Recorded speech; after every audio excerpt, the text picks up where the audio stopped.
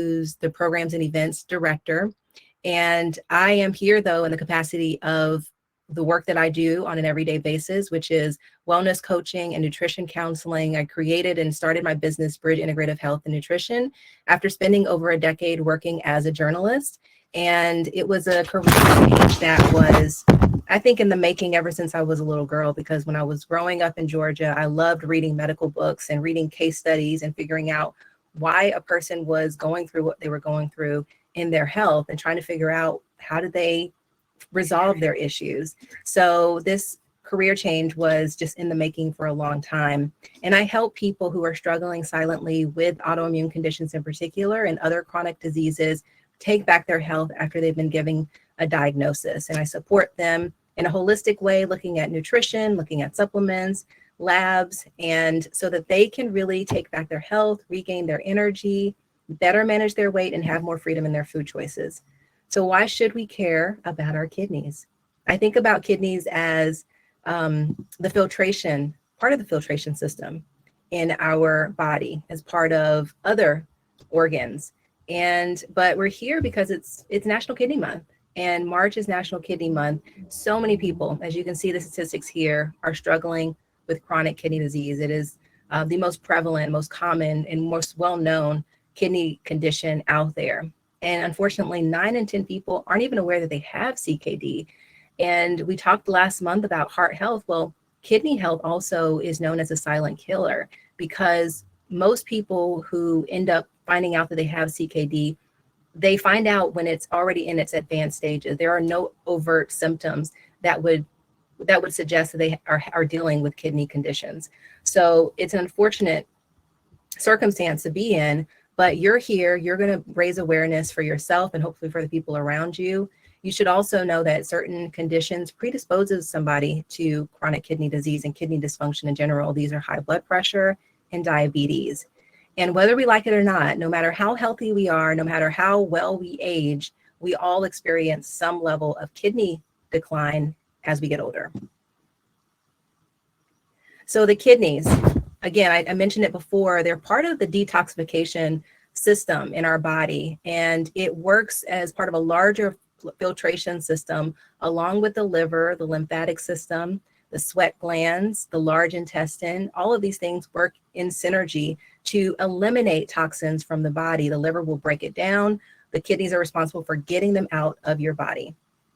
The more common metabolic waste products that we are familiar with are things like ammonia, uric acid, blood urea, nitrogen. These are things that are more common, and oftentimes they're what your doctor is going to be looking for when they're trying to assess your kidney function. But the kidneys are hardworking organs, actually.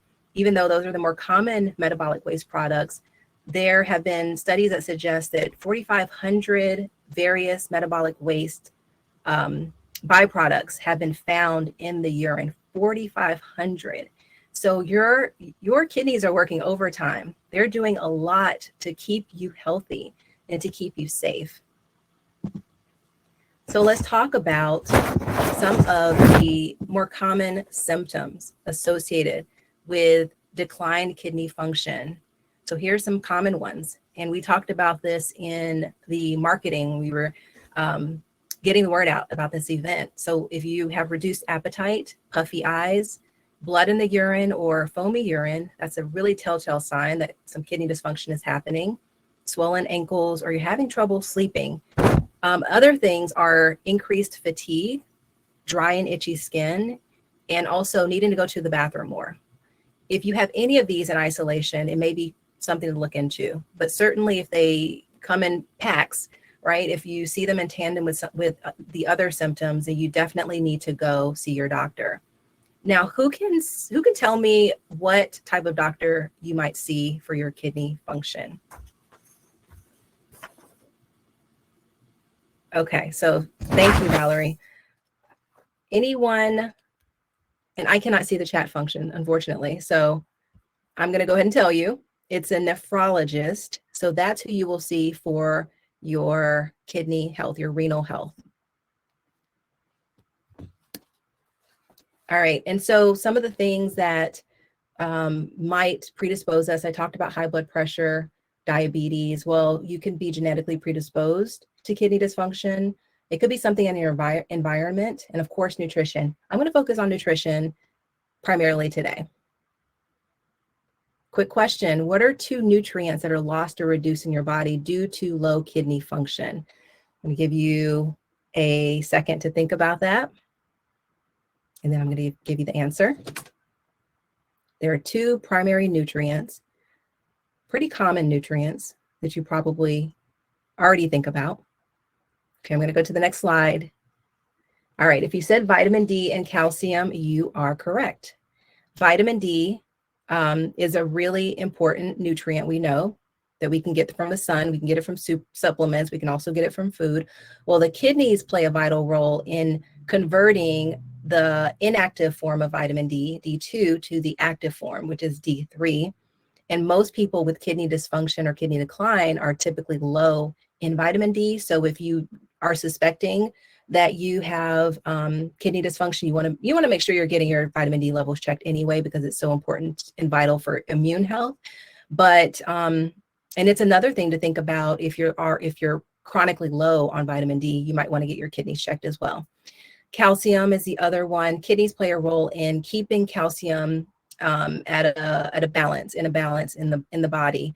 And when the kidney function declines, however, calcium doesn't get reabsorbed through the tubes that are in the kidneys. However, it's excreted from the body. And we know how important calcium is to having strong bones, so that can be problematic. All right, so let's jump into it. What can we do to protect our kidneys and show them some love? All right, so here are several things that I want you to keep in mind, and I'm going to dig a little bit deeper into some of these things.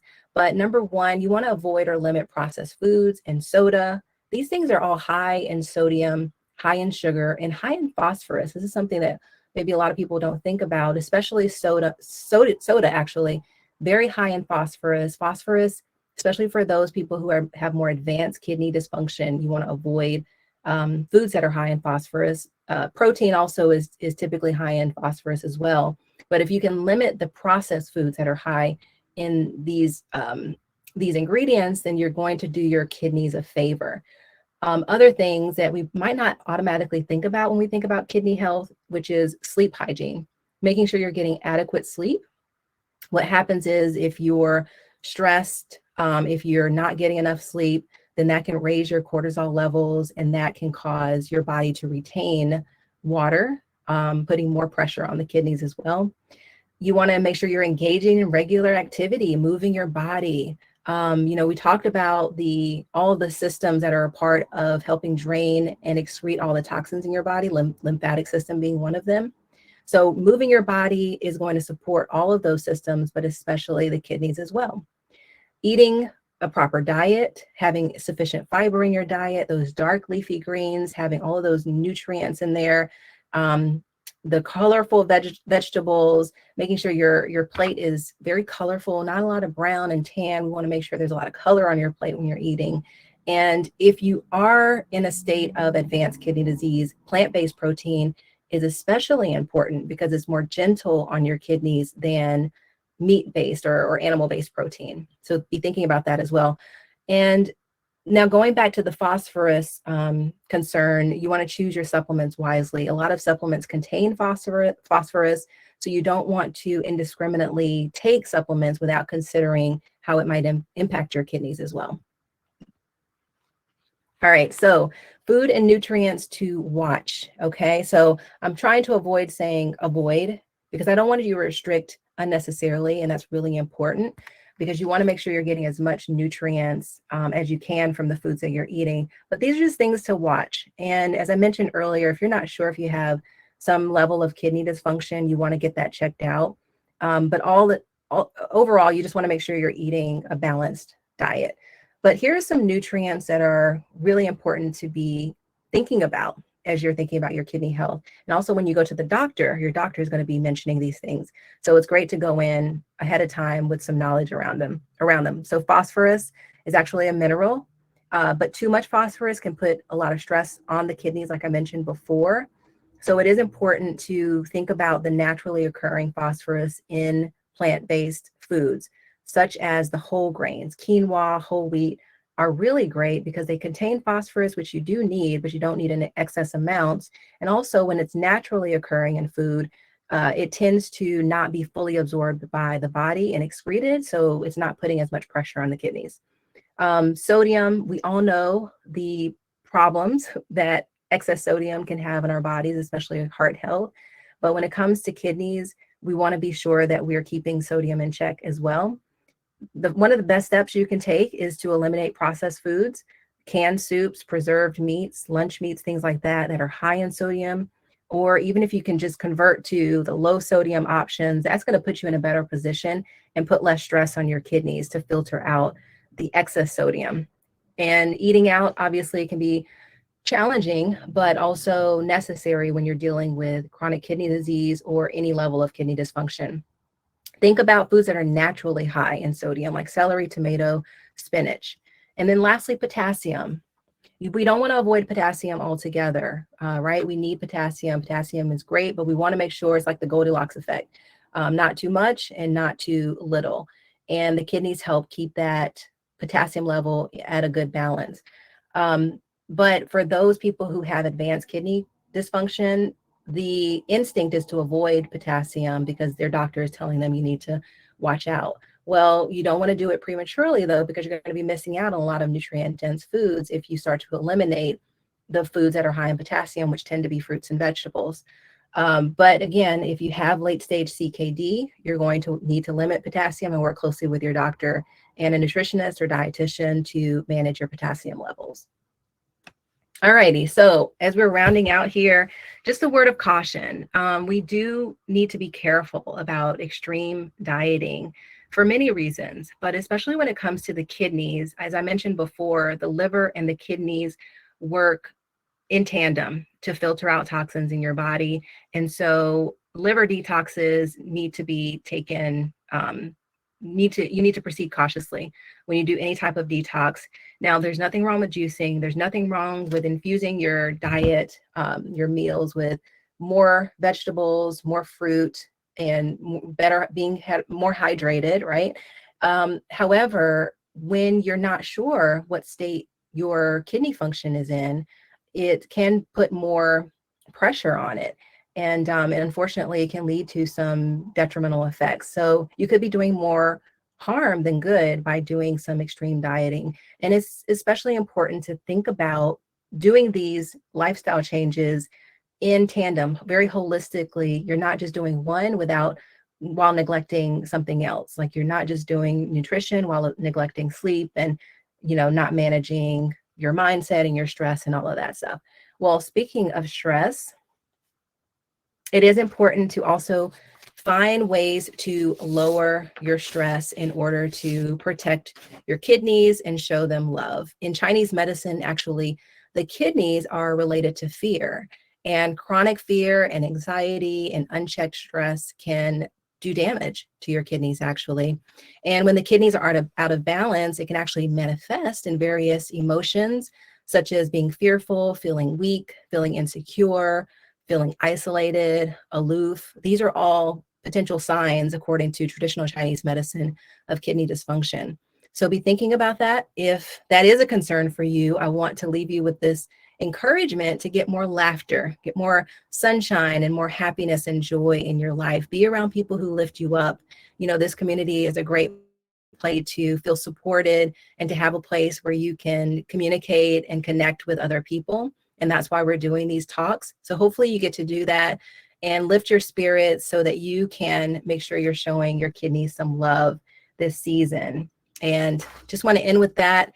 I just want to thank everyone so much for bearing with us through these technical challenges. And as I round out here, I'd love to stay connected with you.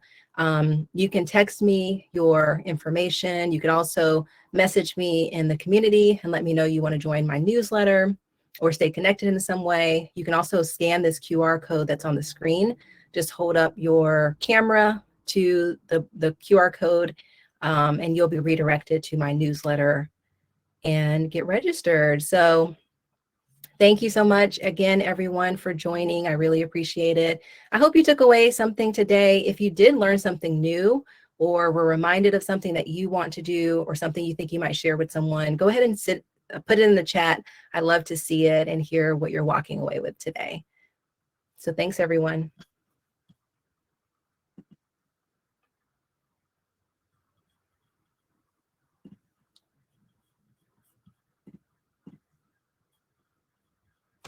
Thank you.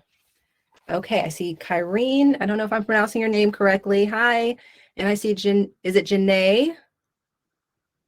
Thank you so much for being here. It's great to have you. Thank you so much, Valerie. Thank you, Lady Chap. Good to see you all. Thank you. Bye, everyone. Have a great weekend and have a great rest of your day. And I hope to see you in the forum and in the community, and looking forward to connecting and staying connected. Take care, everyone.